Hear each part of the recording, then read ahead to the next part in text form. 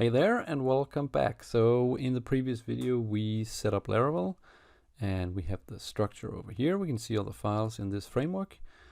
And before we start to talk more about the framework, I just want briefly to mention that if we want to version control this, we can see we already have a README file in Laravel. So it actually ships with a nice README file that will tell a lot about the framework and the features of it. But otherwise, it is not directly enabled for version control. We need to make a new repository in this folder here. We got though a git ignore that we can see that is tailored for Laravel and also for PHP. We can see that it has the env file on the list. We also have vendor. So we don't commit all the dependencies to the GitHub, so it won't take up so much space in the repository. And we can see that more importantly, we don't send the env file that has all the information about Laravel. So that's also important. So how do we do this? How do we version control this framework here? Well, the first thing we could do is that probably we want to send this to GitHub, and we should also have a Git repository to host this on. So if we go to GitHub here, we can see that I can make a new repository.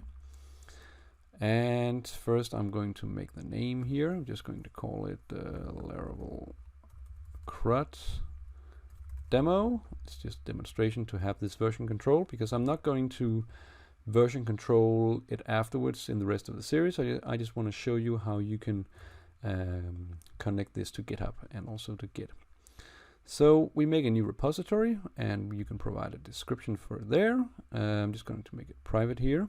And then we can choose between if we want to add a README file. And we can see that we have one in Laravel right there. So we don't need to select add a README file. Add a git ignore. We don't need to do this as well because we already had a nice git ignore. But you can always generate or put extra stuff in here if you have extra files you want to ignore.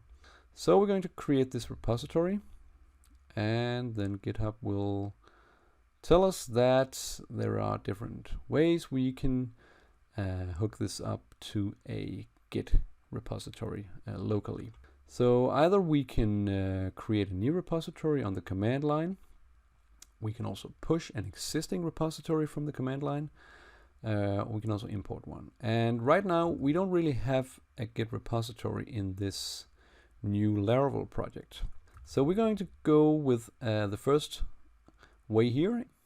And there's a bunch of commands that I'm going to explain what they do. And there is also a couple of them that we will modify slightly. But first, we need to make a new Git repo in here. So that is git init. Git init, so that will create a new empty repository. We can see now Visual Studio Code will also tell us that all these folders and files are being untracked, so they can be added to the repository if we do this. So next step is that we can add the README file, but in this case we have a whole framework that we would like to add. So we should, instead of just adding the readme.md, we should basically add everything. And if we take a look at the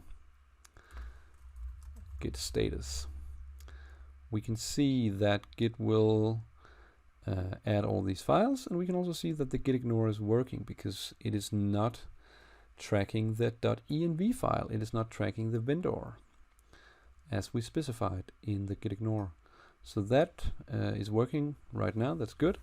Just going to clear the terminal here. So we're going to run the git add and then dot to add all the files. So then Git will add all the files. Now we can see that it has changed from untracked to added. So we have added all the files and folders to the staging area. Next is we will commit it using the git commit message here. First commit, or whatever message you want to provide there. So we are committing it to the repository locally. We haven't connected this repository to GitHub yet. We will do this just in a moment, but before that we will rename the master branch. You can see it is on the master branch to main afterwards. So we write git branch, then m, and then the name of the new branch name. So now we can see it's been renamed to main. We're running on the main branch here. And then we're going to connect it to the GitHub origin, or to the URL here. So I'm just going to copy this line of command line here and paste it in here. We can see git remote add origin and then the path of the GitHub. So now we have added it, and we can see if we write git remote v, it will tell us that we have a new origin that goes to this path here, this URL. Okay, so now we just need to push all of our stuff to this new, and we're providing it with the U flag to indicate the upstream, and then we're writing, we want to push it to origin and the main branch here. Right, so we can see that in a minute Git should push this to GitHub, our cloud provider. It said yes, it has set the new branch here, and we can see if we refresh it now, it should show us our new repo here. It is private though, but we can see first commit, everything there. We got the nice readme file here about Laravel. So that is in order here. Now we can start to commit it if we work on the application. All right, so that is it for now. Next video we will start to work with the Laravel and build the actual web application. I hope you make this work, okay, and have fun with this. Bye bye.